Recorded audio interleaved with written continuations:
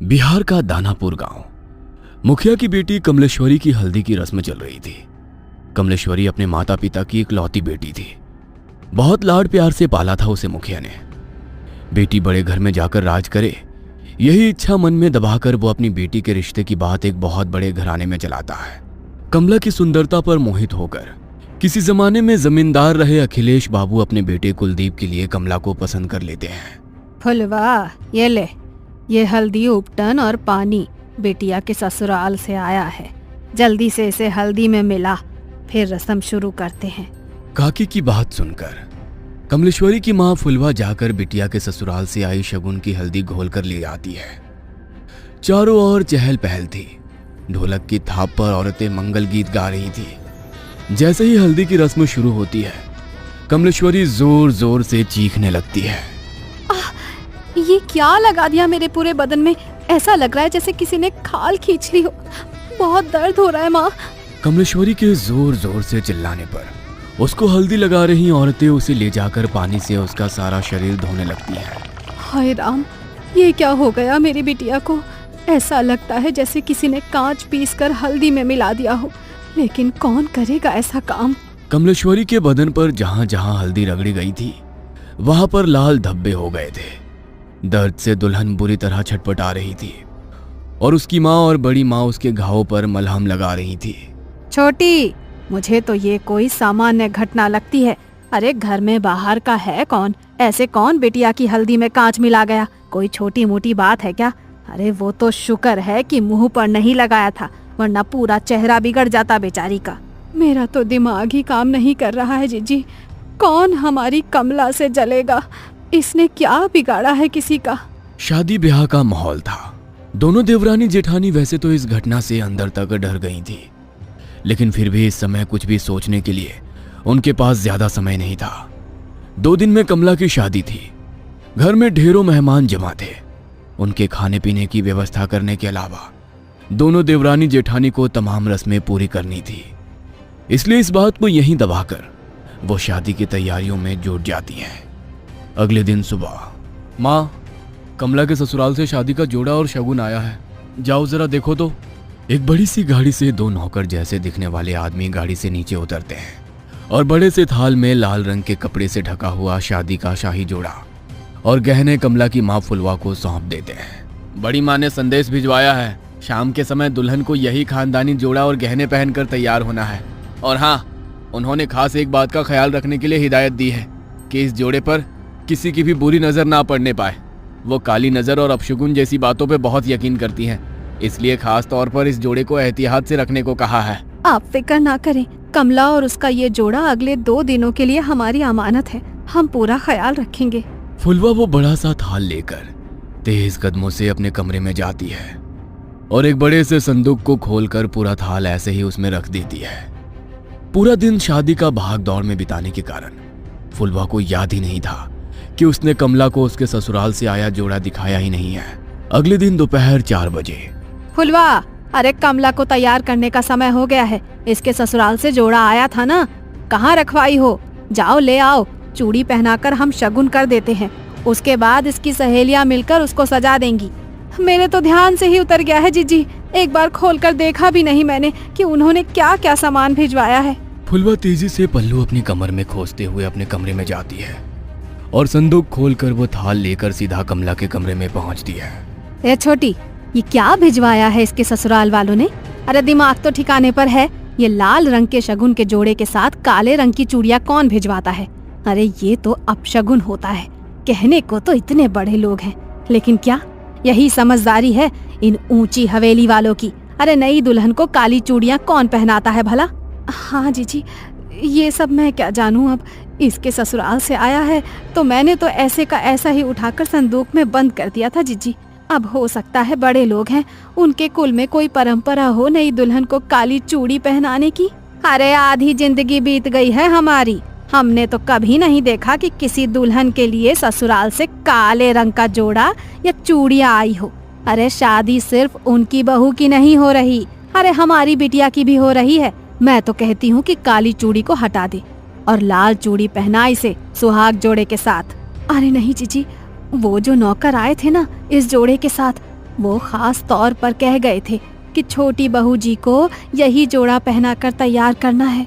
कमला की माँ की बात सुनकर उसकी जेठानी कमला के हाथों में वही काली चूड़ियां पहना देती है।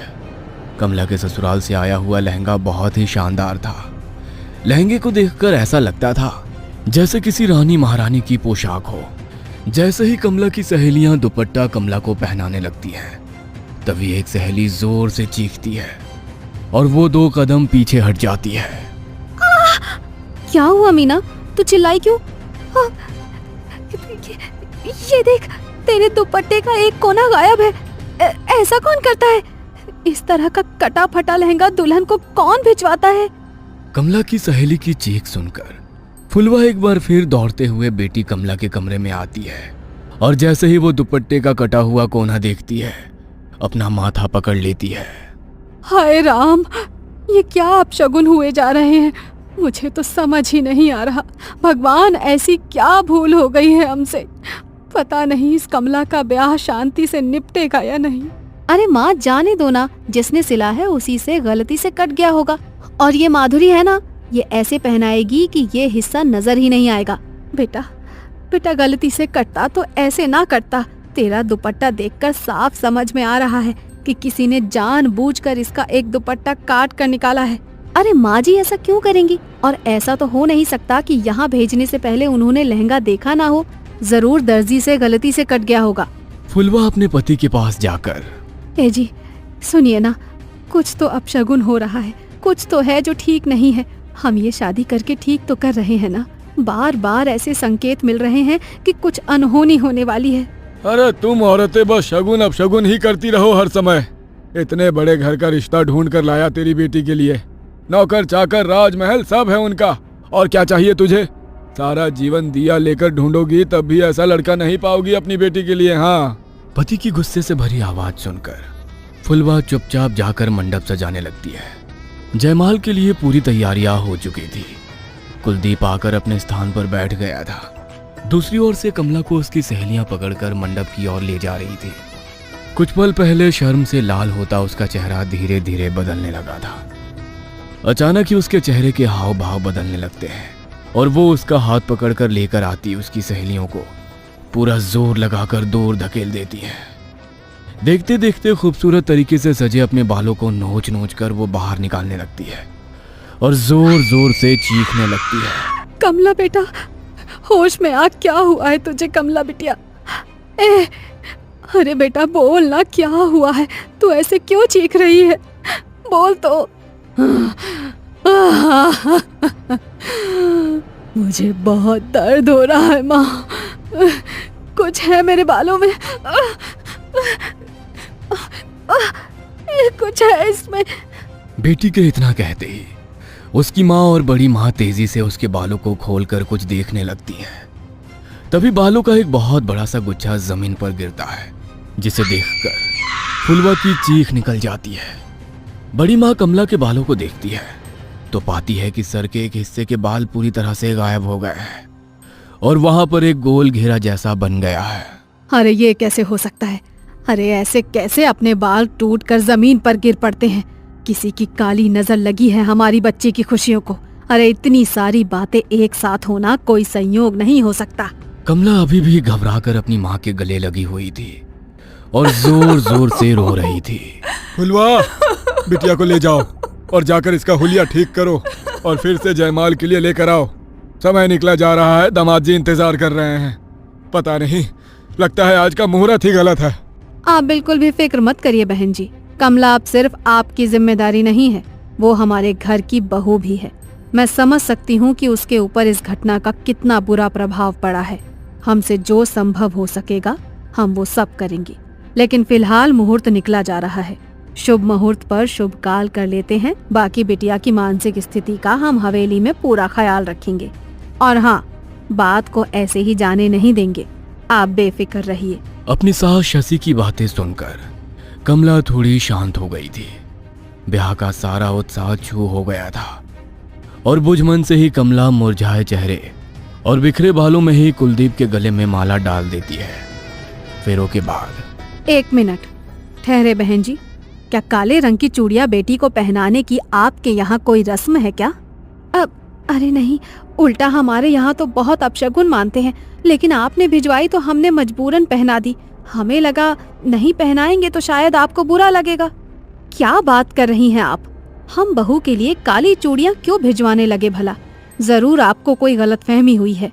मतलब आपने कमला के लिए ये काली चूड़ियां नहीं भेजी थी? हरगिज नहीं, हमने तो लाल रंग का राजस्थानी चूड़ा भेजा था, खास तौर पर मंगवाया था बहू के लिए। सारी घटनाएं एक बहुत बड़ी अनहोनी की ओर इशारा कर रही थी। आपके घर पर ही लगता है किसी ने कोई काला जादू किया है, तभी तो आपके घर में रखे सामान पर ये सब हुआ। मुझे लगता है कि कमला की भलाई इसी में है कि वो जल्द से जल्द घर से दूर चली जाए। तुम ठहरो छोटी, मैं जरा पहले बिटिया की नजर उतार देती हूँ, उसके बाद कमला की विदाई करेंगे। बड़ी माँ दौड़ कर जाती है और कुछ सामान अपनी मुट्ठी में लेकर कमला के पास आ जाती है। मनी मन मंत्र बुदबुदाते हुए वो 5 बार कमला के ऊपर से मुट्ठी में लिया हुआ वो सामान उतारती है और आखिरी बार जैसे ही वो कमला के सिर पर से नजर उतारने के बाद उसके माथे को छूती है, उसे एक जोरदार झटका लगता है और वो उछलकर दूर जा गिरती है। ये सब देखकर सभी लोग स्तब्ध थे, जुबान जैसे हलक में अटक गई थी। समझ ही नहीं आता कि आखिर हो क्या रहा है वहाँ। कमला बेटा, तुम ठीक तो हो ना? अच्छा हमें बताओ, अभी तुम कैसा महसूस कर रही हो? ठीक हूँ मैं माँ जी। चिंता मत करो, उनका पैर फिसल गया होगा इसीलिए गिर पड़ी। अपने मन में कोई वहम मत लाओ। शशि अपनी समधन फुलवा के पास आकर कहती है, अभी तो हम बहू को लेकर अपने घर जा रहे हैं। हमारे दरवाजे पर भी तमाम रिश्तेदार जमा हैं। इस समय तो चर्चा करना ठीक नहीं होगा, लेकिन बहू की मुंह दिखाई के बाद हम पता करते हैं कि आखिर बहू को समस्या क्या है। तब तक आप भी कोई जानने वाले आदमी को बुलाकर अपने घर का शुद्धिकरण करा लीजिए। जी बहन जी, ठीक कह रही हैं आप। वैसे हमारे बड़े बुजुर्ग कहते हैं कि शादी विवाह में अगर पूजा पाठ में कुछ गलती हो जाए ना तो पितृ नाराज हो जाते हैं, और कई बार पितरों के नाराज होने पर भी कई तरह के अपशगुन हुआ करते हैं। हो सकता है जो कुछ हम सोच रहे हैं वैसा ना हो और ये सब पितरों का ही क्रोध हो। हम पितरों की शांति के लिए भी हवन करेंगे, आप लोग फिक्र मत करिए। दोनों समधन गले मिलकर एक दूसरे से विदा लेती हैं और बारात कमला को लेकर विदा हो जाती है। ससुराल आने के बाद बहू की गृह प्रवेश से लेकर मुंह दिखाई तक की सारी रस्में बहुत ही शांति से संपन्न हो जाती है, जिससे शशि और कुलदीप के मन को बड़ी तसल्ली मिली थी। उन्हें लग रहा था कि शायद जो भी बला थी वो बहू के मायके में ही पीछे छूट गई और ये सब शांत हो गया हो। लेकिन कहते हैं ना, जब कोई बहुत बड़ा तूफान आने वाला होता है ना, तो उससे पहले एक लंबी खामोशी होती है। पिछले भाग में आपने देखा कि मुखिया की बेटी कमलेश्वरी, जिसे प्यार से सभी कमला कहा करते थे, उसकी शादी एक बहुत बड़े घराने के लड़के कुलदीप से तय होती है। घर में शादी की रस्में चल रही होती है कि अचानक एक के बाद एक अपशगुन होने लगते हैं। कभी कमला के शादी के जोड़े में रखी चूड़ियां लाल से काली हो जाती है, तो कभी शगुन की हल्दी लगाने से कमला लहूलुहान हो जाती है। धीरे धीरे कमला के साथ होती यह घटनाएं गंभीर रूप लेने लगती है, जिससे कमला के मायके और ससुराल दोनों और अफरा तफरी मच जाती है। इसी अफरा तफरी के बीच किसी तरह कमला के फेरे पड़ते हैं और वो ब्याह कर कुलदीप के घर पहुंच जाती है। अब आगे कमला की मुंह दिखाई की रस्म थी। पूरी हवेली को दुल्हन की तरह सजाया गया था। कमला और कुलदीप का कमरा तो ऐसा लगता था जैसे फूलों के बगीचों में बदल गया हो। महंगे दीपदानों से मध्यम सी रोशनी फूटकर बाहर आ रही थी। दूर दूर से मंगाए गए खास तौर से सफेद और लाल फूल कमरे की खूबसूरती में चार चांद लगा रहे थे। इतने गुलाबों के बीच भी कमला का चेहरा किसी चांद की तरह चमकता नजर आ रहा था। सब कुछ बिल्कुल वैसा ही सामान्य था जैसे कि किसी भी घर में दुल्हन के आने के बाद हुआ करता है। पूरे घर में खुशी की लहर दौड़ गई थी। कुलदीप और कमला के नए जीवन की सुखद शुरुआत हो चुकी थी।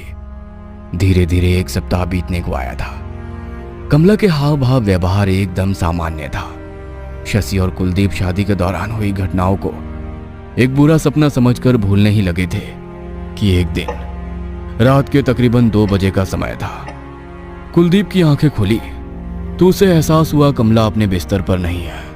कुलदीप बिस्तर पर लेटे लेटे कुछ मिनट तक कमला के आने का इंतजार करता है, लेकिन कमला की कोई आहट उसे सुनाई नहीं देती। चिंता की लकीरें अब कुलदीप के माथे पर दिखाई देने लगी थी। कुलदीप अपने बिस्तर से उतरकर पहले बाथरूम का दरवाजा खोलकर देखता है। बाथरूम बिल्कुल खाली पड़ा हुआ था। अब तो कुलदीप को और भी घबराहट होने लगी। कमरे का दरवाजा भी अंदर से बंद था। इसका मतलब कमला कमरे से बाहर नहीं गई थी। बहुत ध्यान से सुनने पर कुलदीप को एक अजीब सी धीमी धीमी गुनगुनाहट सुनाई पड़ने लगती है। कुलदीप धीमे कदमों से उस आवाज की ओर बढ़ता है और धड़ाम से कमरे से बालकनी तक जाने वाला दरवाजा खोल देता है। बाहर का नजारा देखकर कुलदीप का कलेजा उछलकर उसके मुंह को आ गया था। बालकनी में कमला एक डरावनी सी आवाज में सुबक रही थी। उसके लंबे घने बालों से उसका चेहरा पूरी तरह ढका हुआ था और एक एक करके अपने बाल तोड़ तोड़ कर वो जमीन पर फेंक रही थी। उसके सर का वो हिस्सा जहां से बाल टूटकर गिर पड़े थे अब वो और भी बड़ा दिखाई देने लगा था। कमला, ये क्या कर रही हो? रो क्यों रही हो? क्या हुआ है तुम्हें? कमला। कुलदीप के झिंझोड़ने के कारण कमला एक पल को बिल्कुल शांत हो जाती है, लेकिन अगले ही पल वो अपना सर पकड़कर जोर जोर से रोने लगती है। कुलदीप को कुछ सूझ नहीं रहा था कि वो करे तो क्या करे। वो दौड़ता हुआ जाता है और अपनी माँ को लेकर ऊपर आ जाता है। हे भगवान, ये क्या हो गया इसको? ये क्या किया इसने? चलो कमला बेटा, अंदर चलो। शशि जैसे ही उसके सर के नजदीक जाती है, कमला का सर देखकर उसकी चीख निकल जाती है। कमला के नोचे हुए बालों के स्थान पर सर से खून रिस रहा था और वो जगह जहां पर शादी के दिन बाल झड़ गए थे वहां पर कीड़े रेंग रहे थे। कुलदीप, ये क्या हो रहा है बेटा इसे? मेरा तो दिमाग ही काम नहीं कर रहा। अरे कल तक तो एकदम भली चंगी थी, अब अचानक ये क्या हालत हो गई है इसकी? पता नहीं माँ, जब सोई तब तो एकदम ठीक थी। पता नहीं कब रात में उठकर यहाँ बैठ गई और तब से ही अपने बाल नोच नोच कर फेंक रही है। ऐसा करते हैं इसे किसी डॉक्टर को दिखा लेते हैं। मुझे इसकी मानसिक हालत ठीक नहीं लग रही है। बेटा, मानसिक रोगी के सर में ऐसे रातों रात कीड़े नहीं पड़ जाते हैं। ये सब मुझे तो कुछ और ही लग रहा है। कमला अपना सर पकड़ के जोर जोर से चीख चीख कर रो रही थी, जिसे देखकर शशि और कुलदीप के हाथ पैर ढीले पड़ रहे थे। बहुत दर्द हो रहा है। कोई बचाओ मुझे। इसे बहुत तकलीफ हो रही है माँ, आप डॉक्टर को बुलाइए ना, कहीं इसे कुछ हो ना जाए। बेटा, इतनी रात गए कौन मिलेगा? रात के 2 बज रहे हैं। वैसे भी हमारी हवेली से शहर की तरफ जाने में बीच में जंगल पड़ता है। इस समय कहाँ जंगलों में भटकेंगे हम लोग। हम कल उसे लेकर चलते हैं। अभी तू कोशिश कर कि किसी तरह ये सो जाए बस। कमला उठकर फिर से कहीं चली ना जाए, इसलिए कुलदीप उसके पैरों के पास बैठा बस एकटक उसे ही निहार रहा था। कमला की आंखें नींद से बोझिल हो रही थी। कुछ ही देर में कमला गहरी नींद में चली जाती है। कमला के सोने के बाद कुलदीप की भी आंख लग जाती है। कुछ ही देर के बाद अचानक ही कुलदीप की आंख खुलती है तो वो देखता है कमला छत पर लगे पंखे पर बैठी हुई है। कमला, वहां क्या कर रही हो तुम? वहां चढ़ी कैसे तुम? कमला कुलदीप की बात सुनकर एक नजर उसकी ओर देखती है और फिर भयानक तरीके से कमरे की दीवार पर चलने लगती है। नीचे उतरकर वो कुलदीप की ओर देखकर एक अमानवीय हंसी हंसती है और जोरदार आवाज में चीखने लगती है।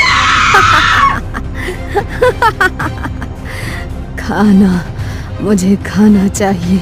बहुत भूख लगी है। मांस खाना है मुझे, कच्चा मांस। कमला की बात सुनकर कुलदीप एक बार फिर अपनी माँ को आवाज लगाता है। हे भगवान, ये सब क्या हो रहा है? कुलदीप बेटा, जाओ, जो ये मांग रही है इसके लिए लेकर आओ। माँ की बात सुनकर कुलदीप दौड़ते हुए नीचे जाता है और नौकर से कहकर कच्चा मांस और मोटी रस्सी लेकर वापस कमरे में लौट आता है। ये लो कमला, मांस खाओ। थाली में रखे हुए मांस को देखकर कमला उसकी सुगंध लेते हुए जानवरों की तरह लपक कर थाली की ओर आती है और एक रहस्यमयी सी मुस्कान बिखेर कर दोनों हाथों से उठाकर मांस खाने लगती है। कमला को मांस खाता देखकर मौका पाकर कुलदीप पीछे से उसे रस्सी से जकड़ लेता है। माँ, जल्दी बांधो इसे, ये कुछ भी कर सकती है। सिर्फ हमें इससे खतरा नहीं है, ये खुद को भी नुकसान पहुंचा सकती है। ये हमारी कमला नहीं है, कुछ बहुत गलत हो रहा है इसके साथ। कुलदीप और उसकी माँ शशि कमला को रस्सी से बांधकर लाकर पलंग पर लिटा देते हैं। अब जब तक हमारे घर का शुद्धिकरण नहीं हो जाता तब तक इसे यहीं बंधा रहने दो। सुबह 5 बजे ही शशि ने 2 नौकरों को बड़े पंडित को लाने के लिए भेज दिया था। देखिए पंडित जी, हमें नहीं पता हमारे घर पर ये कौन सी मुसीबत आई है। हम बस इतना जानते हैं कि अपने जीते जी अपने बेटे बहू का जीवन खराब नहीं होने देंगे हम। आप इस घर से नकारात्मक ऊर्जा दूर करने के लिए हवन कराइए। जो भी सामग्री लगेगी हम व्यवस्था कराएंगे। शशि की बात सुनकर पंडित जी नीचे हॉल में आकर ग्रह शांति पूजा शुरू कर देते हैं। पूजा शुरू होने के कुछ ही मिनट के अंदर कमला के कमरे से भयानक चीखों की आवाज सुनाई देने लगती है। वो आवाज इतनी भयानक थी कि किसी की भी कमला के कमरे तक जाने की भी हिम्मत नहीं हो रही थी। मैम साहब, छोटी बहू जी ठीक तो हैं? कहीं उन्हें कुछ तकलीफ तो नहीं हो रही? एक बार दरवाजा खोलकर देखिए ना। नहीं, कोई भी ऊपर नहीं जाएगा, वो चाहे जितना भी चिल्लाए। हमारी मर्जी के बिना उसका दरवाजा खुलना नहीं चाहिए। कुछ देर चीखने के बाद अचानक कमला के कमरे से आ रही आवाज बंद हो जाती है। कुछ ही पल बीते होंगे कि हवेली के बाहर पहरा दे रहा एक आदमी दौड़ते हुए हवेली के अंदर आ जाता है। मैम साहब, वो बहू जी। क्या हुआ बहू जी को? कुछ बात है क्या? वो बहू जी, वो बाहर दीवार पर चल रही हैं और दीवार से होते हुए वो नीचे उतर रही हैं। कैसी बेतुकी बातें कर रहे हो? उसे तो उसके कमरे में बांधा हुआ है, वो अपने कमरे से बाहर नहीं आ सकती। उसके कमरे में मैंने खुद अपने हाथों से ताला लगाया है। नौकर की बात सुनकर शशि दौड़ते हुए हॉल से बाहर जाती है और देखती है कि कमला दीवार से होते हुए नीचे उतर रही है। कमला की ऐसी हालत देखकर सबकी चीखें निकल जाती है। देखिए बहन जी, हम जितना समझ रहे थे ना, ये समस्या उससे कई गुना ज्यादा बड़ी है। मेरे ग्रह शांति हवन से कुछ नहीं होने वाला है। हाँ, मेरे मंत्रों की गूंज से ये थोड़ी विचलित जरूर हुई है, लेकिन उससे आपकी बहू की हालत में कोई सुधार नहीं आएगा। आपके लिए सुनने में थोड़ा मुश्किल होगा, लेकिन ये आपकी बहू कमला नहीं है। कोई भी इंसान ऐसी हरकतें नहीं कर सकता। कोई और शक्ति है इसके अंदर। दीवार से उतरने के बाद कमला दौड़ते हुए हॉल में पहुंचती है और हवन कुंड को उठाकर हवा में उछाल देती है। उसके मुंह से बेतहाशा लार गिर रही थी। आंखें पलटी हुई और बाल बुरी तरह से बिखरे हुए थे। उसे बांधने में इस्तेमाल हुई रस्सी अभी भी उसके हाथों से लटक रही थी और कलाई से खून रिस रहा था। उसका मुंह इतना डरावना लग रहा था कि कोई भी उसे देखकर चक्कर खा जाए। तूने बुलाया था इस पंडित को? हाँ? देखो कमला बेटा, शांत हो जा। हम तुम्हारा बुरा नहीं चाहते। हम तो बस ये चाहते हैं कि तुम हमारे बेटे की पत्नी बनकर इस घर में आई हो। हमारे घर की लक्ष्मी हो बेटा तुम खुशी खुशी घर में रहो। इससे ज्यादा हमें और कुछ नहीं चाहिए। चुप कर बुढ़िया, चला जा पंडित, जा। कमला की भयानक आवाज सुनकर पंडित राम राम करता वहां से भाग खड़ा होता है। तभी कमला का शरीर ढीला पड़ने लगता है और वो जमीन में गिरकर बेहोश हो जाती है। माँ, क्या हो रहा है ये सब? मुझे तो अब बहुत डर लग रहा है। अगर ऐसा ही चलता रहा तो पता नहीं आगे क्या कुछ देखने को मिलेगा। घबराओ मत बेटा, अगर दुनिया में शैतान है तो भगवान भी है। मैं कल ही शमशान वाले बाबा को खबर कराती हूँ। अब वही हमारी समस्या का समाधान करेंगे। शशि, तुम कुलदीप के साथ घर पर ही रुको। मैं जाता हूँ और जाकर बाबा को सारी बात बताकर यहाँ लाने की कोशिश करता हूँ। अखिलेश जब शमशान घाट पहुंचा तो दोपहर के तकरीबन 2 बजे होंगे। बाबा अपनी कुटिया में नहीं थे। उसने देखा बाहर खुले जगह में अग्नि जल रही थी और बाबा आंखें बंद किए उसके सामने बैठे थे। इतनी गर्मी में जब धूप में खड़ा रह पाना भी संभव नहीं था। बाबा वहां अग्नि के सामने बैठे जाने कब से अपनी साधना में लीन थे। अखिलेश कुछ देर तक हाथ जोड़कर वहीं बैठा रहता है। इतनी गर्मी में खुले आसमान के नीचे बैठ पाना अखिलेश के लिए बहुत कठिन हो रहा था। तकरीबन आधे घंटे के बाद बाबा अपनी आंखें खोलते हैं तो देखते हैं कि सामने बड़ी कोठी वाले अखिलेश बाबू हाथ जोड़े उनके सामने बैठे हुए हैं। क्या समस्या है बच्चा, जो तुम इतनी भयानक गर्मी में यहाँ मेरी आंखें खुलने के इंतजार में बैठे हुए थे? समझ नहीं आता बाबा, कहाँ से शुरू करूं। मेरा एक ही बेटा है जिसका नाम कुलदीप है। तकरीबन सप्ताह भर पहले उसकी शादी रायपुर गांव के प्रधान की बेटी कमला के साथ हुई है। हमने बड़ी धूमधाम से शादी की क्योंकि हमारे लिए ऐसा अवसर जीवन में दोबारा नहीं आने वाला था। किंतु जाने हमसे ऐसी क्या भूल हो गई कि जिस दिन से ब्याह की रस्में शुरू हुई है, हमारी बहू के साथ एक के बाद एक अपशगुन होते जा रहे हैं। पहले तो हमें लगा कि शायद शादी के बाद हम ग्रह शांति हवन करेंगे तो उससे सब कुछ ठीक हो जाएगा, लेकिन हम गलत थे। शादी के बाद तो मेरी बहू कमला की हालत और भी खराब हो गई। ऐसा लग रहा है जैसे वो अपने आप में ही नहीं है, किसी ने उसके पूरे शरीर पर कब्जा कर लिया हो। अखिलेश अभी तक हुई सारी घटनाएं बाबा को सुनाता है। तुम्हारी बहू जरूर किसी प्रेत के वश में है, लेकिन मैं अभी तुम्हारी कोई मदद नहीं कर पाऊंगा। उसके लिए पहले मुझे तुम्हारे घर आना होगा। अभी मैं एक साधना कर रहा हूँ। अगले 24 घंटे तक मैं अपना साधना छोड़कर हिल भी नहीं सकता। हाँ, इतना वादा करता हूँ कि मेरी साधना खत्म होने के बाद मैं तुम्हारी समस्या को हल करने का प्रयास जरूर करूंगा। अभी तो मैं तुम्हारे साथ नहीं आ सकता। हाँ, लेकिन तुम्हारी इतनी मदद जरूर कर सकता हूँ। ये लो, ये अभिमंत्रित जल है।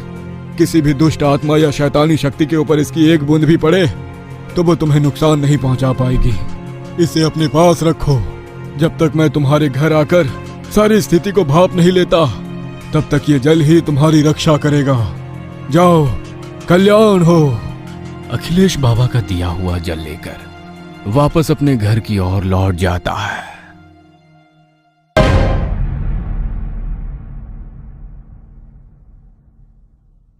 पिछले भाग में आपने देखा कि शादी के एक सप्ताह बड़ी शांति से बीत जाता है, जब परिवार में सभी लोग राहत की सांस ले ही रहे होते हैं कि एक बार फिर कमला डरावनी और असामान्य हरकतें करने लगती है। कमला के साथ हो रही घटनाओं से शशि, कुलदीप और अखिलेश को इतना तो समझ में आ ही गया था कि कमला के ऊपर किसी प्रेत का साया है। शशि कमला के ऊपर से इस नेगेटिव एनर्जी को हटाने के लिए घर में एक छोटा सा हवन करने की कोशिश करती है, लेकिन कमला उसे भी पूरा नहीं होने देती और पंडित को चेतावनी देकर भगा देती है। शशि के पति अखिलेश ठाकुर को इतना तो समझ में आ गया था कि ये कोई बहुत शक्तिशाली प्रेत है जो इतनी आसानी से उसका पीछा नहीं छोड़ेगा। इसलिए वो शमशान में वास करने वाले अघोरी बाबा के पास जाता है और अपनी समस्या का हल करने को कहता है। अब आगे 15 साल पहले। मालकिन, सुना है आपको बाबा की देखभाल के लिए किसी आया की जरूरत है। हमें काम पर रख लीजिए। मालकिन, हम बहुत गरीब हैं, कोई सहारा नहीं है। सारी जिंदगी आप लोगों के पैर धो धो कर पिएंगे। कहाँ से आई हो तुम? किस गांव की हो? तुम्हारा पति, बच्चे, बाकी सब कहाँ हैं? कोई नहीं है मालकिन, हमारा इस दुनिया में कोई नहीं है। जिस गरीब के सर पर बाप का साया ना हो, उससे कौन शादी करेगा मालकिन? बस हमें तो सर छुपाने भर की जगह मिल जाए, इससे ज्यादा की इच्छा नहीं है। पन्ना के आंसू को देखकर शशि का मन पिघल जाता है और वो अपने बेटे कुलदीप की देखभाल के लिए उसे अपने घर में रख लेती है। पन्ना ने जैसा वादा किया था, वाकई ठाकुर अखिलेश की हवेली में आने के बाद वो मन लगाकर अपना काम करने लगी। वैसे तो उसका काम सिर्फ कुलदीप की देखभाल करना था, लेकिन पन्ना कभी किसी काम से जी नहीं चुराती थी। अखिलेश की पसंद का खाना बनाना हो, उसके कपड़े धोकर आयरन करने हो, या फिर कुलदीप को खेलने के लिए ले जाना हो, आधी रात को भी उठकर अगर कुलदीप पन्ना का नाम पुकार दे तो पन्ना दौड़ी चली आती थी। पन्ना की लगन और मेहनत देखकर धीरे धीरे वो शशि की सबसे खास हो गई। कहने को तो घर में आधा दर्जन नौकर थे, लेकिन पन्ना ने उन नौकरों में अपनी एक अलग ही जगह बना ली थी। बाकी नौकरों को तमाम रोक टोक थी, लेकिन कुलदीप की आया होने के कारण पन्ना घर के किसी भी हिस्से में आ जा सकती थी। कुलदीप की देखभाल के अलावा भी पन्ना का यहाँ आने का कोई कारण हो सकता है, यह तो शशि ने कभी सोचा ही नहीं था। उसके हवेली में आने का कारण बरसों पहले हवेली के सीने में दफन हुआ वो राज था, जिस पर आज तक पर्दा लगा हुआ था। उस बंद दरवाजे के पीछे का राज कोई नहीं जानता था। इसीलिए पन्ना के बरसों उस घर में रहकर हाथ पैर मारने के बाद भी उसके हाथ कुछ भी नहीं लग रहा था। आज के दिन अखिलेश बाबा का जल लेकर घर लौट गया था। आज कमला अपने कमरे में अकेली सोई हुई थी। उसके कमरे को बाहर से कुंडी लगाकर उस पर एक मोटी लोहे की चेन भी लपेटी गई थी, ताकि किसी भी हाल में वो अपने कमरे से बाहर ना आ पाए। सभी अपने अपने कमरे में चैन से सो रहे थे। आधी रात बीतने के बाद एक काला सा साया आकर कमला के दरवाजे की चैन को खोलता है और अंधेरे में हवेली में ही गायब हो जाता है। कुछ देर बाद हवेली कमला की चीखों से गूंज रही थी।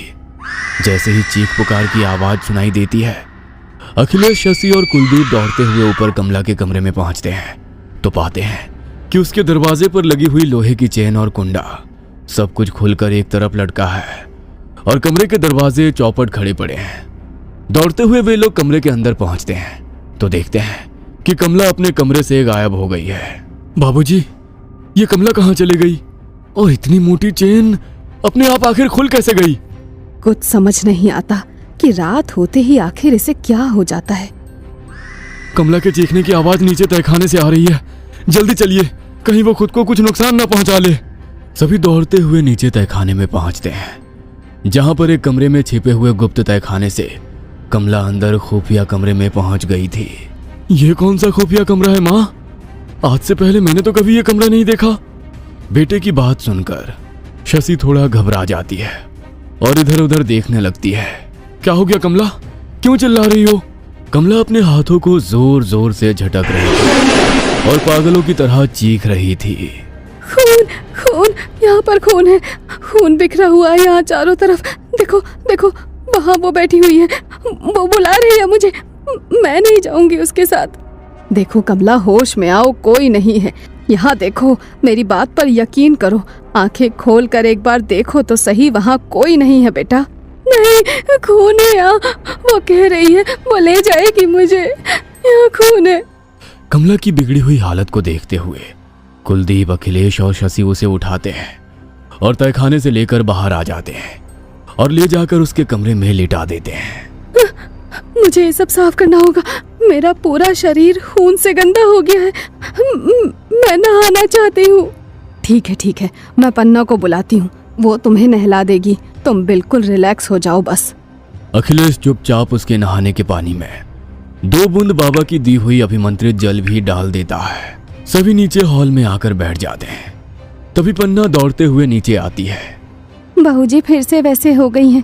मैं उन्हें नहलाने के लिए जैसे ही गुसल खाने में ले गई, वो जानवर की तरह गुर्राने लगी और पानी की बाल्टी उठाकर दूर पटक दी। मैं उनका कमरा बाहर से बंद करके आई हूँ। मेरी तो अब वहाँ जाने की हिम्मत नहीं है। अच्छा ठीक है, तुम जाओ, जाकर अपना काम करो, हम देखते हैं। माँ, एक बात बताओ, मैं इसी घर में पैदा हुआ, यहीं पर रहते हुए मैं 25 साल का हो गया, लेकिन आज तक मैं उस कमरे के बारे में नहीं जानता। फिर ये कमला उस खुफिया कमरे तक कैसे पहुंच गई? और ऐसा क्या है उस कमरे में जो इतने सालों से वो बंद पड़ा है, जिसके बारे में किसी को पता तक नहीं था कि वहाँ ऐसा कोई कमरा भी है? बेकार की बातों में दिमाग मत लगाओ कुलदीप। इस समय कमरे से ज्यादा जरूरी कमला की हालत है। ये सोचो कि तुम्हारी पत्नी ठीक कैसे होगी। अरे बहुत आश्वासन देकर विदा करके लाए थे हम कमला को। क्या पता था कि आने के बाद स्थिति बिल्कुल नियंत्रण से बाहर ही हो जाएगी। हम तो ये सोच सोच के परेशान हैं कि अगर कल को कमला को कुछ हो गया तो इसके माँ बाप को क्या जवाब देंगे हम। कुछ भी कहो, मुझे ऐसा लगता है बहू के साथ जो कुछ भी हो रहा है ना, वो सब इसी हवेली से ही जुड़ा हुआ है। अरे अच्छी खासी हट्टी कट्टी लड़की थी, इस घर से रिश्ता जोड़ने के बाद देखो क्या से क्या हो गई। कोई पहचान भी नहीं सकता, ऐसी हालत हो गई है बेचारी बच्ची की। चांद जैसा रूप था उसका। कमला की हालत पर चिंता जताते हुए अखिलेश ठाकुर अपने माथे पर हाथ रखकर बैठे हुए थे। अब तो उन्हें बस किसी तरह ये दिन बीतने का इंतजार था, ताकि बाबा की साधना पूरी हो और वो आकर इस समस्या का कुछ तो हल सुझाए। अगले दिन सुबह 4 बजे ही ठाकुर की हवेली पर अघोरी बाबा दस्तक देते हैं। कहाँ है वो बच्ची? क्या ये जो जोर जोर से दरवाजा पीटने की आवाज आ रही है, ये वही है? बाबा, वो ऊपर अपने कमरे में है। हमने दरवाजा बाहर से बंद किया हुआ है। मजबूर हैं हम लोग, क्या करें कुछ समझ नहीं आता। जिस लड़की को इतने अरमानों से अपने घर दुल्हन बनाकर लाए थे, आज उसकी ऐसी दशा देखकर मन एक एक पल में 100 आंसू बहा रहा है। हम तो कहते हैं अगर ऊपर वाले को कष्ट देना था तो हमें देता। हमारी फूल सी बहू का जीवन शुरू होने से पहले ही क्यों बर्बाद कर दिया। थोड़ा धीरज रखिए, मैं अपनी तरफ से प्रयास करता हूँ ये पता लगाने का कि आखिर आपकी बहू के साथ ऐसा क्या हुआ है जो उसकी हालत ऐसी हो गई। आप एक बर्तन में अपने घर का जल भर कर लाइए। बाबा के कहने पर शशि एक बर्तन में जल लाकर बाबा को दे देती है।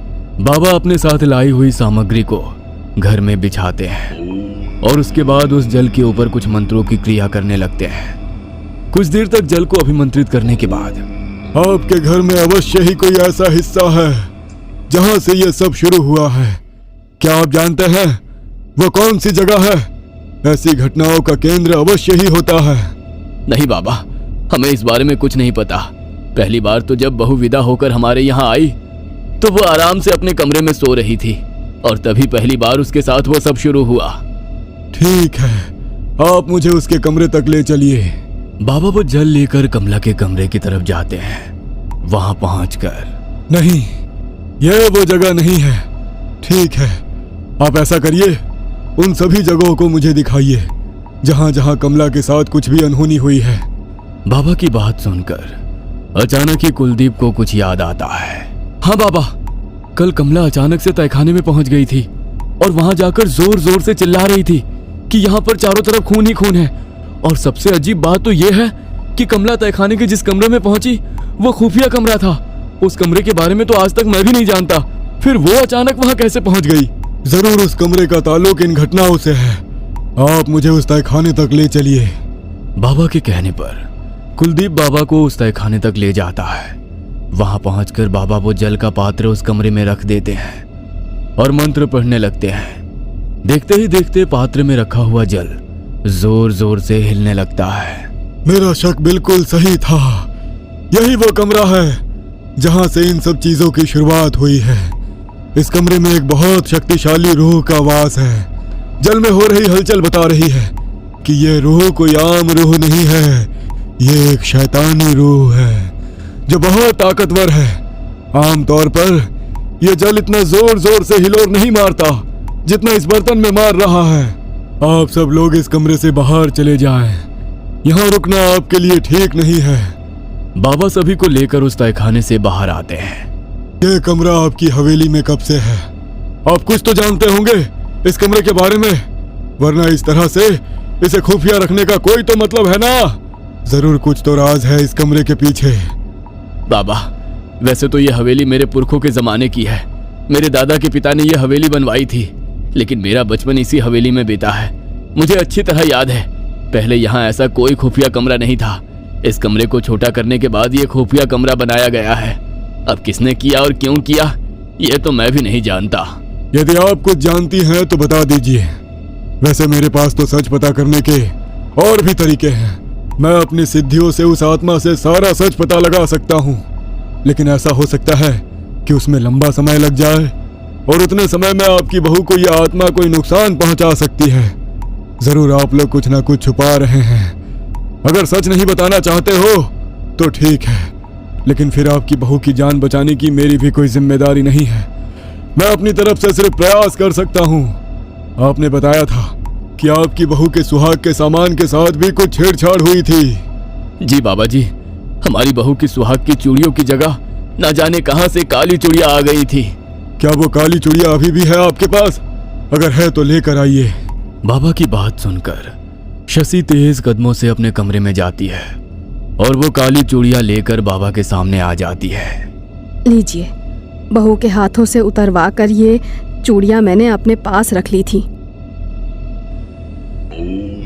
बाबा कुछ देर तक आंखें बंद करके कुछ मंत्र पढ़ते हैं और फिर हाथ में जल लेकर कुछ बूंदे उन चूड़ियों पर छिड़कते हैं तो चूड़ियों का रंग बदलने लगता है और फिर धीरे धीरे लाल हो जाता है। ये देखिए, ये चूड़ियां कभी काली नहीं थी। ये वही लाल चूड़ियां हैं जो आपने अपनी बहू के शगुन में रखवाई थी। किसी ने काला जादू किया है इनके ऊपर। आपके बहू के ऊपर तंत्र प्रयोग किया गया है।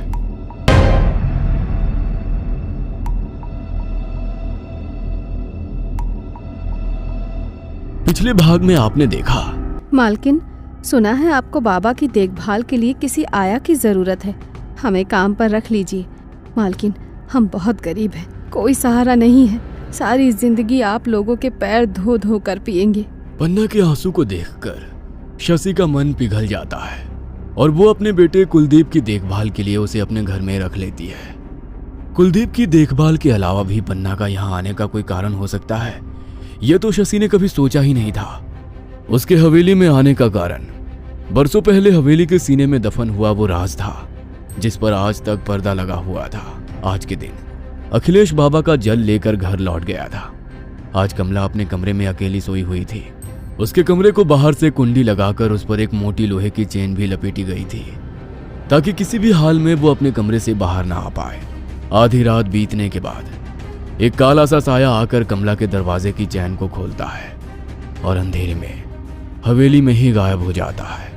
कुछ देर बाद हवेली कमला की चीखों से गूंज रही थी। जैसे ही चीख पुकार की आवाज सुनाई देती है, अखिलेश, शशि और कुलदीप दौड़ते हुए ऊपर कमला के कमरे में पहुंचते हैं तो देखते हैं कि कमला अपने कमरे से गायब हो गई है। बाबूजी, ये कमला कहाँ चली गई? और इतनी मोटी चेन अपने आप आखिर खुल कैसे गई? कमला के चीखने की आवाज नीचे तहखाने से आ रही है। जल्दी चलिए, कहीं वो खुद को कुछ नुकसान ना पहुंचा ले। कमला अपने हाथों को जोर जोर से झटक रही थी और पागलों की तरह चीख रही थी। खून, खून, यहाँ पर खून है। खून बिखरा हुआ है यहाँ चारों तरफ। देखो देखो, वहाँ वो बैठी हुई है, वो बुला रही है मुझे। मैं नहीं जाऊंगी उसके साथ। नहीं, खून है यहाँ। वो कह रही है वो ले जाएगी मुझे। यहाँ खून है। मुझे ये सब साफ करना होगा। मेरा पूरा शरीर खून से गंदा हो गया है। मैं नहाना चाहती हूँ। अखिलेश चुपचाप उसके नहाने के पानी में 2 बूंद बाबा की दी हुई अभिमंत्रित जल भी डाल देता है। बहूजी फिर से वैसे हो गई हैं। मैं उन्हें नहलाने के लिए जैसे ही गुसल खाने में ले गई, वो जानवर की तरह गुर्राने लगी और पानी की बाल्टी उठाकर दूर पटक दी। मैं उनका कमरा बाहर से बंद करके आई हूँ। मेरी तो अब वहाँ जाने की हिम्मत नहीं है। माँ, एक बात बताओ, मैं इसी घर में पैदा हुआ, यहीं पर रहते हुए मैं 25 साल का हो गया, लेकिन आज तक मैं उस कमरे के बारे में नहीं जानता। और ऐसा क्या है उस कमरे में जो इतने सालों से वो बंद पड़ा है, जिसके बारे में किसी को पता तक नहीं था? अगले दिन सुबह 4 बजे ही ठाकुर की हवेली पर अघोरी बाबा दस्तक देते हैं। कहाँ है वो बच्ची? क्या ये जो जोर जोर से दरवाजा पीटने की आवाज आ रही है, ये वही है? बाबा अपने साथ लाई हुई सामग्री को घर में बिछाते हैं और उसके बाद उस जल के ऊपर कुछ मंत्रों की क्रिया करने लगते हैं। कुछ देर तक जल को अभिमंत्रित करने के बाद, आपके घर में अवश्य ही कोई ऐसा हिस्सा है जहां से ये सब शुरू हुआ है। आप मुझे उस तहखाने तक ले चलिए। बाबा के कहने पर कुलदीप बाबा को उस तहखाने तक ले जाता है। वहां पहुंचकर बाबा वो जल का पात्र उस कमरे में रख देते हैं और मंत्र पढ़ने लगते हैं। देखते ही देखते पात्र में रखा हुआ जल जोर जोर से हिलने लगता है। मेरा शक बिल्कुल सही था। ये कमरा आपकी हवेली में कब से है? आप कुछ तो जानते होंगे इस कमरे के बारे में, वरना इस तरह से इसे खुफिया रखने का कोई तो मतलब है ना। जरूर कुछ तो राज है इस कमरे के पीछे। बाबा, वैसे तो ये हवेली मेरे पुरखों के जमाने की है। मेरे दादा के पिता ने ये हवेली बनवाई थी, लेकिन मेरा बचपन इसी हवेली में बीता है। मुझे अच्छी तरह याद है, पहले यहाँ ऐसा कोई खुफिया कमरा नहीं था। इस कमरे को छोटा करने के बाद ये खुफिया कमरा बनाया गया है। अब किसने किया और क्यों किया, ये तो मैं भी नहीं जानता। यदि आप कुछ जानती हैं तो बता दीजिए। वैसे मेरे पास तो सच पता करने के और भी तरीके हैं। मैं अपनी सिद्धियों से उस आत्मा से सारा सच पता लगा सकता हूँ। आपने बताया था कि आपकी बहू के सुहाग के सामान के साथ भी कुछ छेड़छाड़ हुई थी। जी बाबा जी, हमारी बहू की सुहाग की चूड़ियों की जगह न जाने कहां से काली चूड़ियां आ गई थी। क्या वो काली चूड़ियां अभी भी है आपके पास? अगर है तो लेकर आइए। लीजिए, बहू के हाथों से उतरवा कर ये चूड़ियाँ मैंने अपने पास रख ली थी। बाबा कुछ देर तक आंखें बंद करके कुछ मंत्र पढ़ते हैं और फिर हाथ में जल लेकर कुछ बूंदे उन चूड़ियों पर छिड़कते हैं तो चूड़ियों का रंग बदलने लगता है और फिर धीरे धीरे लाल हो जाता है। ये देखिए, ये चूड़ियां कभी काली नहीं थी। ये वही लाल चूड़ियां है जो आपने अपनी बहू के शगुन में रखवाई थी। किसी ने काला जादू किया है इनके ऊपर। आपके बहू के ऊपर तंत्र प्रयोग किया गया है। काला जादू और तंत्र का नाम सुनकर शशि बिल्कुल सन्न रह गई थी। लेकिन बाबा, कोई हमारे घर पर काला जादू क्यों करेगा? और सबसे बड़ी बात, मेरी बहू से किसी की क्या दुश्मनी हो सकती है? इस बेचारी को इस हवेली तो क्या, इस गांव में भी कोई नहीं जानता। आपकी जानकारी के लिए बताना चाहता हूँ, काला जादू करने वाला कोई बाहर का नहीं होता, हमेशा कोई अंदर का ही शापित होता है। और कारण अवश्य ही कोई निजी होगा। कारण आप तलाशने की कोशिश करिए, मैं भी अपनी विद्या के जरिए पता लगाने की कोशिश करता हूँ। लेकिन बाबा, अभी तो आप कह रहे थे कि कमला के ऊपर किसी आत्मा का साया है और अब आप कह रहे हैं कि उसके ऊपर काला जादू का प्रयोग है। मैं कुछ समझ नहीं पा रहा हूँ। हाँ, यही पहेली तो मैं सुलझाना चाहता हूँ कि आखिर कौन है जिसने पहले आपकी बहू के ऊपर काला जादू किया। एक बात बताइए, तहखाने के उस कमरे में क्या कमला के इस घर में आने से पहले भी कभी कोई इस तरह की घटना हुई है? कभी कोई असामान्य चीज हुई है आपके घर में, या किसी को डर लगा हो बाबा जी, ऐसा तो कभी नहीं हुआ। आज तक सब सामान्य था। यही पहेली तो गहराती जा रही है।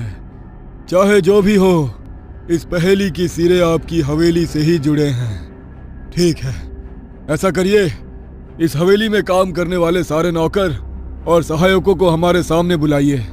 हम एक बार उन सब की भी परीक्षा लेना चाहते हैं। इस तरह के मामले में अधिकतर घर के ही किसी आदमी का हाथ होता है। बाबा की बात सुनकर शशि घर में काम करने वाले सभी सहायकों को बुला लेती है। बाबा कुछ देर तक सिंदूर, मखाने और काले तिल को यज्ञ कुंड में डालकर कुछ मंत्र पढ़ते हैं। देखिए, मैंने अभी अभी तंत्र विद्या से सिंदूर को अभिमंत्रित किया है। आप में से जिसने भी कमला के ऊपर काला जादू किया है, स्वयं उस बात को स्वीकार कर लीजिए, वरना मैं बारी बारी से यह सिंदूर आप लोगों के मस्तक पर लगाऊंगा।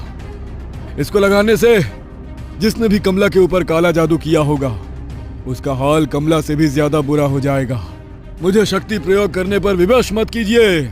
बाबा की ये बात सुनकर घर में काम करने वाले सभी 5 नौकरों के चेहरे डर से पीले पड़ गए थे। एक एक करके बाबा सबके माथे पर सिंदूर का तिलक लगा ही रहे थे कि तभी पन्ना वहां से भागने लगती है। पकड़ो इसे, जरूर इसने ही सब किया है। ऐसा नहीं हो सकता। अरे ये 15 साल से हमारे घर में काम कर रही है। मुझे इसके ऊपर उतना ही भरोसा है जितना कि कोई अपने परिवार पर करता है। अखिलेश और कुलदीप पन्ना को पकड़कर बाबा के सामने लेकर आते हैं और जैसे ही बाबा मुट्ठी में सिंदूर भरकर पन्ना के माथे की ओर लाते हैं, वो जोर जोर से चिल्लाने लगती है। नहीं बाबा, छोड़ दो मुझे। मैं सब कुछ सच सच बताती हूँ। बहुत ही गरीब परिवार में जन्म हुआ था मेरा। बाबूजी किसी तरह मेहनत मजदूरी करके जो भी कमा कर लाते थे, उसी में हम दोनों बहनें और बाबूजी अपना पेट पालते थे। कुछ समय के बाद बाबा की गंभीर बीमारी के कारण मौत हो गई। हमारे पास इतना पैसा भी नहीं था कि बाबा का इलाज कर सके। बस ऐसे ही तिल तिल मरकर देखते रहे हम अपने बाबा को। बाबा के जाने के बाद मैं छोटे मोटे काम करके घर चलाने की कोशिश करने लगी। मेरी बहन रुक्मणी इतनी खूबसूरत थी कि कोई भी उसे देखकर उसके प्रेम में पड़ जाए। हम गरीब लोग थे। गांव में बड़े बड़े जमींदार और ठाकुरों का राज था। उसकी सुंदरता को देखकर कहीं किसी अमीर की नियत उसके ऊपर खराब न हो जाए, इसीलिए मैं उसे घर में छुपा कर रखती थी। लेकिन कहते हैं ना, तालों में रखने के बाद भी कीमती चीज चोरी हो ही जाती है। न जाने कैसे एक रोज जब रुक्मिणी पानी भरने के लिए कुएं पर गई तो उसे अखिलेश ठाकुर ने देख लिया। मेरी नादान 17 बरस की बहन नहीं समझ सकी कि ये अमीर ठाकुर सिर्फ गरीबों से अपना दिल बहलाया करते हैं। मेरे काम पर जाने के बाद वो चुपके से ठाकुर साहब से मिलने के लिए जाया करती थी। एक दिन उसके और ठाकुर साहब के प्रेम की भनक उनकी पत्नी यानी कि हमारे शशि मेम साहब को लग गई थी। शशि जी जानती थी कि अपने पति को उस लड़की से मिलने से रोकेंगी तो वो इसका विरोध करेंगे और घर में कलेश होगा सो अलग। हो सकता है उन्हें तलाक भी दे दे। इसीलिए उन्होंने एक अलग रास्ता अपनाया जिससे सांप भी मर जाए और लाठी भी ना टूटे। शशि मेम साहब ने रुक्मणी को अपने विश्वास पात्र आदमी के हाथों गायब करवा दिया। ठाकुर अखिलेश से जब रुक्मणी कई दिनों तक मिलने नहीं आई तो इन्होंने आदमी भेजकर उसका पता निकलवाया। आसपास के लोगों ने उन्हें बताया कि रुक्मणी ना जाने कहाँ गायब हो गई है, शायद किसी के साथ भाग गई होगी। ठाकुर कुछ दिन तक उसका इंतजार करते रहे और जब रुक्मणी लौटकर नहीं आई तो फिर धीरे धीरे रुक्मणी को भूल गए। जब मेरी बहन गायब हुई तो मैंने हर संभव कोशिश की अपनी बहन को तलाश करने की। फिर एक रोज किसी सहेली से मुझे पता चला कि मेरे काम पर जाने के बाद वो अखिलेश ठाकुर से चोरी छिपे मिला करती थी। इसीलिए मेरा शक इनके ऊपर चला गया। हम गरीब लोग हैं, सीधा जाकर ठाकुर पर इल्जाम लगाती तो मुझे भी मेरी बहन की तरह जाने कहाँ गायब करवा दिया जाता। इसीलिए मैं उनकी हवेली में काम मांगने के लिए आई। मुझे हवेली में काम तो मिला, लेकिन कई बरस बीतने के बाद भी अपनी बहन का कोई सुराग हाथ नहीं लगा। हवेली में एक आदमी धीरज सिंह का बहुत आना जाना था। मैंने अक्सर उसे ठकुराइन से बात करते देखा था। घर में आते जाते वो मुझे ताड़ने लगा था। धीरज सिंह मुझ पर डोरे डालने लगा था। मुझे अब सच जानने का मौका मिल गया था, क्योंकि ये वही आदमी था जिसने रुक्मणी को गायब किया था। मैंने धीरज के साथ प्रेम का नाटक किया। एक रोज शराब के नशे में उसने मुझे रुक्मणी की सारी सच्चाई बता दी। रुक्मणी को गांव से उठवाने के बाद ठकुराइन ने उसे अपनी ही हवेली के तहखाने में बंद करवा दिया था। रुक्मणी को रखने के लिए उसने पहले ही तहखाने के कमरे को बीच में से दीवार लगवाकर खुफिया कमरे में बदल लिया था। रुक्मणी की खूबसूरती से ठकुराइन को इतनी चिढ़ थी कि ये उसके सुंदर चेहरे को अपने पति की बेवफाई का कारण मानती थी। मेरी बहन तो बच्ची थी, इस ठाकुर की मीठी मीठी बातें उसका अपरिपक्व दिमाग भांप नहीं सकी। लेकिन गलती तो तेरे पति की थी ना, ये तो शादीशुदा था, एक बच्चे का बाप भी था। रुक्मणी के साथ प्रेम प्रसंग चलाते उसे शर्म नहीं आई और माना कि रुक्मणी और ठाकुर का रिश्ता गलत या गुनाह था, तो उस गुनाह की सजा बस एक को ही क्यों मिली? वो एक अनाथ थी, कमजोर थी, इसीलिए ठकुराइन ने उसे तहखाने में लाकर जंजीरों से जकड़ कर रखा। उसे तरह तरह की यातनाएं दी, मारा पीटा। इतना ही नहीं, उसके सुंदर चेहरे को गर्म सलाखों से जलाया, उसके सुंदर लंबे बालों को कतर दिया। महीनों तक जुल्म सहने के बाद अंत में मेरी बहन रुक्मणी ने दम तोड़ दिया। रुक्मणी के मरने के बाद इसने वहीं पर गड्ढा खोदा और उसे उसी तहखाने में दफन कर दिया। मेरी बहन ने अपनी सुंदरता और गरीब होने की कीमत चुका दी थी। जब मुझे ये सब पता चला तो जी चाहा उसी दिन पूरी हवेली में आग लगा दूं, लेकिन मैं इन्हें आसान मौत नहीं देना चाहती थी। तड़पा तड़पा कर मारना चाहती थी, जैसे इसने मेरी बहन को मारा। इतना कहकर पन्ना जोर जोर से रोने लगती है। क्या रुक्मणी को तुमने गायब कराया था? इस भोले चेहरे के पीछे एक कातिल छिपी है, यह बात मैं कभी सपने में भी नहीं सोच सकता था। अरे मैं मानता हूँ मैंने तुम्हारे साथ जो किया वो गलत था। शादीशुदा होकर अपने रिश्ते की मर्यादा को तोड़कर मुझे रुक्मणी के साथ वो सब नहीं करना चाहिए था, लेकिन वो बस क्षणिक आकर्षण था। आप पत्नी है हमारी, अरे एक बार अपने अधिकार दिखाकर तुम मुझे रोक कर तो देखती, एक बार मुझसे शिकायत तो करती, मैं हाथ जोड़कर माफी मांग लेता। हो सकता है गलती ना भी मानता, तुमसे झगड़ता, फिर भी किसी का कत्ल तो कभी ना करता। तुमने इतने बरसों तक हमसे भी इतना बड़ा सच छिपाया। हाँ, तुम्हारी नफरत आज इस हवेली को ले डूबी। देख रही हो तुम्हारे कर्मों का फल कौन भोग रहा है। देखो पन्ना, उस कमला की क्या गलती है? वो तो बेचारी इस सब का हिस्सा भी नहीं है। तुम उसे छोड़ दो, जो करना है मेरे साथ करो, मैं तुम्हारी गुनहगार हूँ। नहीं, मेरी रुक्मणी का क्या दोष था? वो भी तो बच्ची थी ना। तूने जितने जख्म दिए हैं ना रुक्मणी को, उन सब का हिसाब करने वो लौट कर आई है। लौट कर आई है वो। क्या रुक्मणी लौट आई है? हाँ, मैंने ठान लिया था इस परिवार को खून के आंसू रुलाना है। इस परिवार में अब बस मातम मनेगा, कोई जश्न नहीं। इसीलिए मैंने तंत्र और काला जादू सीखना शुरू किया।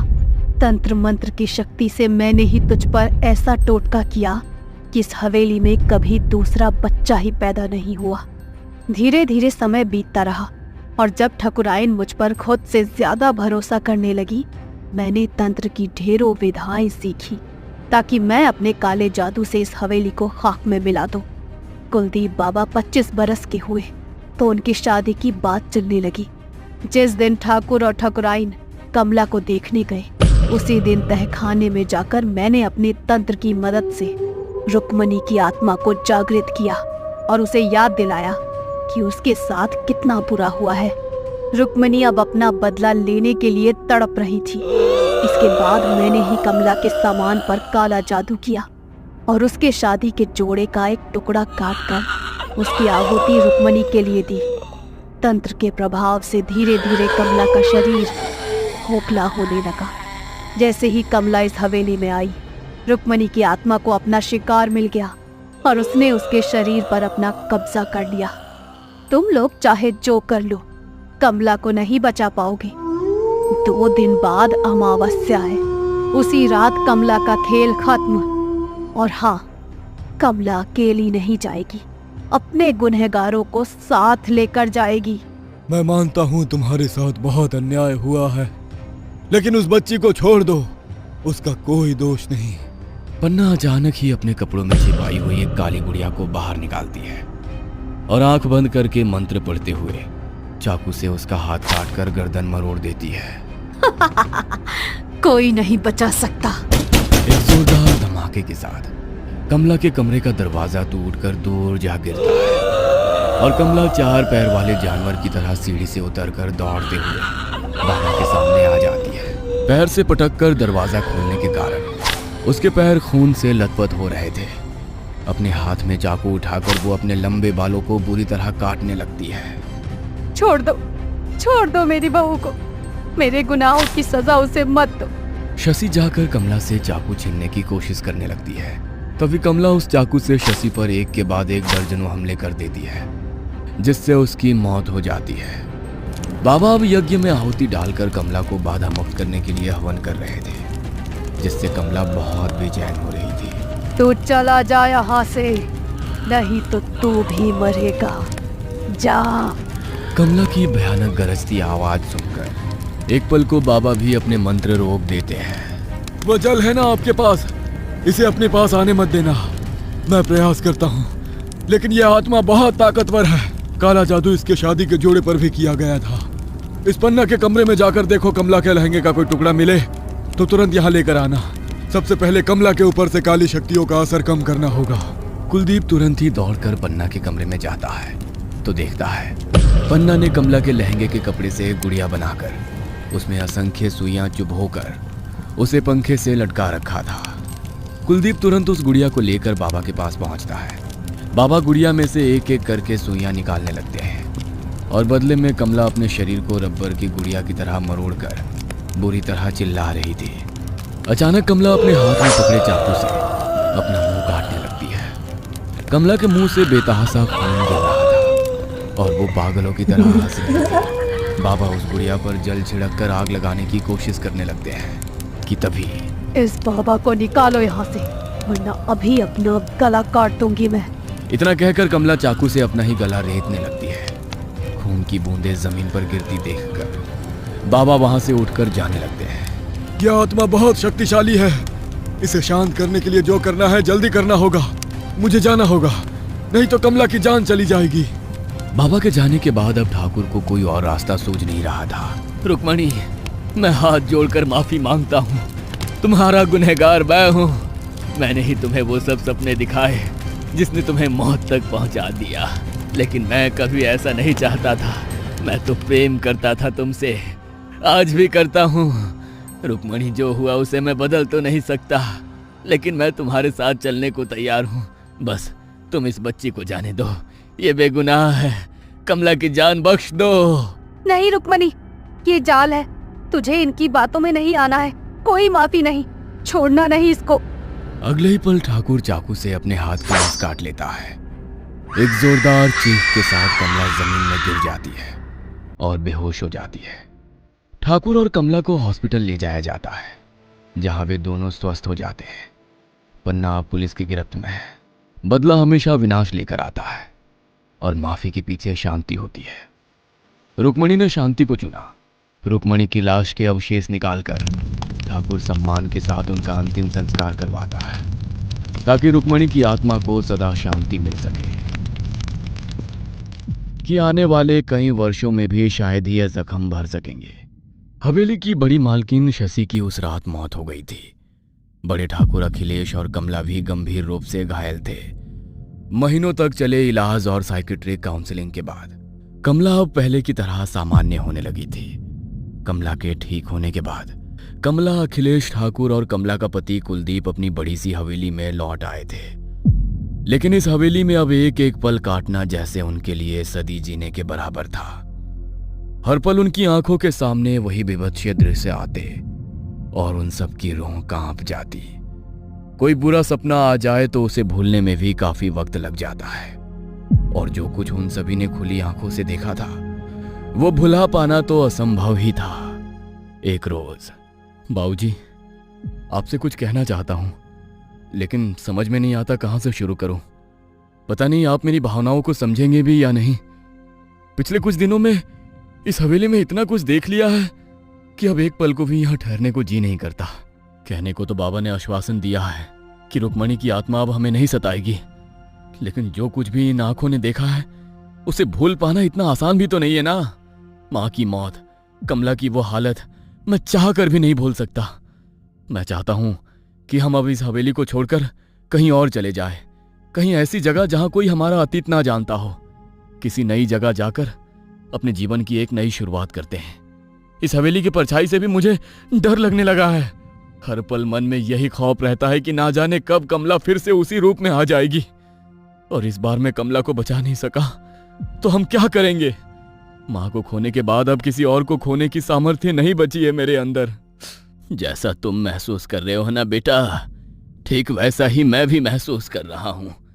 अपनी आंखों के सामने अपनी पत्नी को मरते हुए देखा है मैंने। चाहता तो मैं भी यही हूं कि अतीत की इन काली परछाइयों से हम कहीं दूर चले जाए, लेकिन कहां जाऊं कुछ समझ नहीं आता। बेटे के कहने पर अखिलेश ठाकुर जल्दी ही हवेली को खाली करके हमेशा हमेशा के लिए वहां से पलायन कर जाते हैं। हवेली के नौकर चाकर यहां तक कि कमला के मायके वाले भी नहीं जानते थे कि अब अखिलेश ठाकुर का नया ठिकाना कहां होगा। अखिलेश ने अपनी बाकी की जिंदगी गुमनामी में बिताने का निर्णय ले लिया था, ताकि उस दिन के बाद फिर कभी किसी को खबर ना लग सके कि ठाकुर का परिवार कहां है। इधर 10 वर्षों की सजा बिताने के बाद पन्ना जेल से बरी हो गई थी। जेल से छूटने के बाद वो सीधा अपने तंत्र गुरु बाबा कपालनाथ के पास जाती है। अब क्या लेने आई है यहाँ? आपका आशीर्वाद लेने आई हूँ बाबा। मेरी सच की लड़ाई में सिर्फ आप ही एक थे जिसने हर कदम पर मेरा साथ दिया, लेकिन मेरी किस्मत ही खराब थी कि मेरी अपनी बहन, जिसकी मौत का बदला लेने के लिए मैंने अपनी सारी जिंदगी दांव पर लगा दी, अंत समय में वही मौका चूक गई। लेकिन मैं क्या करूं? मेरे सीने में जल रही ये आग अभी शांत नहीं हुई है। चाहे जो हो जाए, ठाकुर के खानदान को मिट्टी में मिलाए बिना मुझे चैन नहीं आने वाला। उसके खानदान का एक एक आदमी जब तक जिंदा है ना, मैं चैन से मरने वाली नहीं हूं। तो फिर जा, पूरा कर अपना बदला। तंत्र शास्त्र भी यही कहता है कि एक बार जो किसी के ऊपर तंत्र छोड़ दो तो फिर पीछे मुड़कर नहीं देखते। अपनी तंत्र विद्या पर यकीन रख और आगे बढ़, तेरा गुरु तेरे साथ है। लेकिन बाबा, मैं ठाकुर की हवेली से ही आ रही हूँ। वो हवेली तो अब सुनसान पड़ी है, कोई नहीं रहता वहां। तो अब ठाकुर का पता लगाने का काम तेरा है। तेरे पास जिंदगी में और मकसद ही क्या है? अपने जीवन का मकसद यही बना ले कि अब तुझे सिर्फ और सिर्फ ठाकुर को मिट्टी में मिलाना है। कब तक भागेगा वो ठाकुर? आज नहीं तो कल हमें पता लग ही जाएगा कि आखिर किस बिल में जाकर छुपा है वो। इस बार मैं उसके ऊपर ऐसा मंत्र करूंगा ना कि उसकी दुर्दशा देखकर भगवान भी उससे मुंह मोड़ लेगा। पन्ना हवेली में काम करने वाले पुराने नौकरों का पता निकालती है और बारी बारी से जाकर उनके साथ पूछताछ करती है। हरिया की झोपड़ी में। मैं जानती हूँ हरिया, बहुत वफादार है तू ठाकुर का। इतनी आसानी से मुंह नहीं खोलेगा। ये नींबू देख रहा है ना मेरे हाथ में, काला जादू किया है मैंने इसके ऊपर। अगर ये नींबू मैंने तेरे सर पर से 3 बार घुमा दिया ना, तो जैसे जैसे मैं इस नींबू को काटूंगी वैसे ही तेरी खोपड़ी के भी 2 टुकड़े हो जाएंगे। अपनी जान बचाना चाहता है तो बता, कहाँ है ठाकुर? पन्ना, हमने तुम्हारा क्या बिगाड़ा है? अरे छोड़ दो हमें, हम नहीं जानते ठाकुर साहब कहाँ गए। और एक बात बताएं, अगर हम जानते भी ना तो अभी तुमको ना बताते। अरे ठाकुर की हवेली में रहकर 20 साल उनका नमक खाया है तूने। तेरी जैसी नमक हराम तो हमने आज तक नहीं देखी। जिसके नाम से तू बदला लेने आई थी ना, उसने माफ कर दिया ठाकुर साहब को। अब तेरी क्या दुश्मनी है ठाकुर से? हरिया की बात सुनकर पन्ना गुस्से में आंखें तरेर कर उसकी ओर देखती है और जमीन पर सिंदूर से एक लाल घेरा बनाकर उसके सामने बैठ जाती है। उसके बाद वो उस घेरे के अंदर एक त्रिकोण की आकृति बनाती है और उस त्रिकोण के तीनों कोण पर एक एक नींबू रख देती है। एक मुट्ठी सिंदूर लेकर अपने माथे पर लगाती है और फुसफुसाते हुए कोई मंत्र पढ़ने लगती है। एक नींबू उठाकर वो हरिया के सामने आती है और फिर 3 बार वो हरिया के सर पर से घुमा देती है। ये आखिरी मौका है, बोल दे तू, जो भी जानता है बोल, वरना तेरी मौत निश्चित है आज रात। अरे हमने कहा ना, हम कुछ नहीं जानते। हम तो क्या, कोई भी नहीं जानता पूरे गांव में कि ठाकुर साहब कहाँ गए। इतने सालों में कोई पता नहीं लगा पाया ठाकुर साहब का, और तुझे भी मरते दम तक पता नहीं लगेगा कि ठाकुर कहाँ है। हरिया अभी गुस्से में बोल ही रहा था कि पन्ना ने चाकू से नींबू के 2 टुकड़े कर दिए। देखते ही देखते हरिया की गर्दन धड़ से अलग होकर जमीन पर जा गिरी। किसी को नहीं छोड़ूंगी, सबको मार डालूंगी मैं। अगले दिन हरिया की झोपड़ी में उसकी लाश पड़ी देखकर पूरे गांव में सनसनी फैल जाती है। अरे भैया, हमको तो ये कौनो तंत्र मंत्र का चक्कर लगता है। देख नहीं रहे हो जमीन पर ये सब क्या पड़ा हुआ है? लेकिन हरिया के साथ ये सब कौन करेगा? अरे गरीब आदमी के ऊपर कौन जादू टोना करेगा भाई? हम भी तो वही सोच रहे हैं भैया। ये सब देखकर तो हमको वो कमला बिटिया के साथ हुई घटना याद आ गई। कहीं वही पन्ना तो नहीं कर रही है ये सब? वो ससुरी जेल से छूट गई होगी का? हम क्या जाने भैया, वैसे भी पन्ना की हम लोगों से क्या दुश्मनी है? हम उसका क्या बिगाड़े हैं? लेकिन सच बताए तो डर तो हमको भी बहुत लग रहा है। पन्ना बारी बारी से रामू और सूरज को भी काला जादू की मदद से डराकर ठाकुर का पता पूछती है, लेकिन उन दोनों से भी उसे कोई जानकारी हाथ नहीं लग पाती, जिसके कारण उन दोनों को भी अपनी जान से हाथ धोना पड़ता है। हवेली के 3 नौकरों ने ठाकुर की वफादारी में अपनी जान गंवा दी थी और बाकी के बचे 2 नौकर इन 10 सालों में भगवान को प्यारे हो गए थे। पन्ना ने अपनी तरफ से ठाकुर का पता ढूंढने में कोई कसर नहीं छोड़ी थी, लेकिन शायद इतनी आसानी से ठाकुर से मिल पाना विधाता को मंजूर नहीं था। समय बीतता जा रहा था और इसी तरह एक गांव से दूसरे गांव ठाकुर की तलाश में भटकते हुए पन्ना को 20 बरस बीत जाते हैं। पन्ना का शरीर अब बूढ़ा हो चला था, कमर झूर गई थी और सर के काले बाल भी सफेद हो गए थे। लेकिन गुजरते समय के साथ पन्ना की ठाकुर से बदला लेने की ललक अब उसके जीवन का एकमात्र लक्ष्य बन गया था। कुछ बरस और बीते तो पन्ना को समझ आने लगा कि अब शायद ये उसके जीवन का अंतिम पड़ाव है। अगर अब भी ठाकुर उसके हाथ ना लगा तो उसकी आत्मा को कभी मुक्ति नहीं मिल पाएगी और बिना बदला लिए मौत उसे किसी हाल में स्वीकार नहीं थी। मुझे एक बार फिर बाबा से मिलना चाहिए। जन्म मरण के चक्कर को पराजित करके 100 साल तपस्या की है उन्होंने। मेरी समस्या का कुछ हल तो उनके पास अवश्य ही होगा। पन्ना एक बार फिर बाबा के पास पहुंचती है। बाबा, शरीर अब जवाब देने लगा है, आंखों से कम दिखाई देता है, शरीर की शक्ति भी खत्म हो रही है, लेकिन मेरे मन की शक्ति आज भी उतनी ही है जितनी 30 साल पहले थी। अपना बदला लिए बिना मैं मरना नहीं चाहती। मैंने सारी उम्र आपको भगवान की तरह पूजा है। मुझे सिर्फ आपके ऊपर भरोसा है। आप तो तंत्र मंत्र के महाज्ञानी हैं। कुछ ऐसा करें कि अपना बदला पूरा किए बिना मैं मृत्यु को प्राप्त न हो सकूं। ये कैसी बातें कर रही हो तुम? इंसान बनकर जन्म लिया है तो मृत्यु तो होना निश्चित ही है। जन्म और मृत्यु के चक्र से कोई बाहर नहीं निकल सकता। ये बात सुनकर पन्ना बाबा के चरणों में सर रखकर फूट फूट कर रोने लगती है।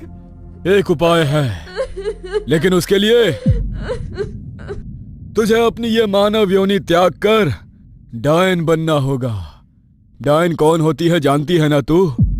डायन वो होती है जो यदि समय समय पर मानव बलि लेकर अपने मंत्र विद्या का सही उपयोग करे तो ना तो उसकी आयु कभी समाप्त होती है और ना ही कभी उसका यौवन कम होता है।